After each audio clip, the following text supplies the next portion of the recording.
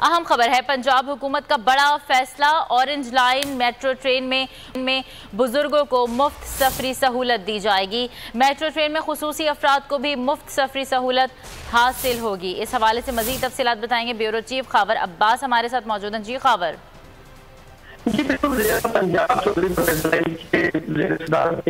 इसमें फैसला किया गया है कि orange line metro train service जो है उसमें बुजुर्गों और मासूम अफराद को जो है वो मुफ्त सफर करने की सहूलत फराहम की जाएगी। ये बड़ा फैसला है पंजाब हुकूमत का। इसके अलावा उनका ये कहना था कि खवातीन और जो तलबा है उनके लिए खसूसी पैकेज जो है मुताबिक करवाए जाएंगे और उम्र के हिसाब से टिकट के किराए जो है वो दिए जाएंगे। इसके अलावा तश्कील दे दी गई है और साथ ही साथ ये भी तय किया है कि सूबे के अंदर जो है वो इलेक्ट्रिक बस चलाई जाएंगी, जिसका जी बहुत शुक्रिया खावर अब्बास तफसीलात से आगाह करने के लिए।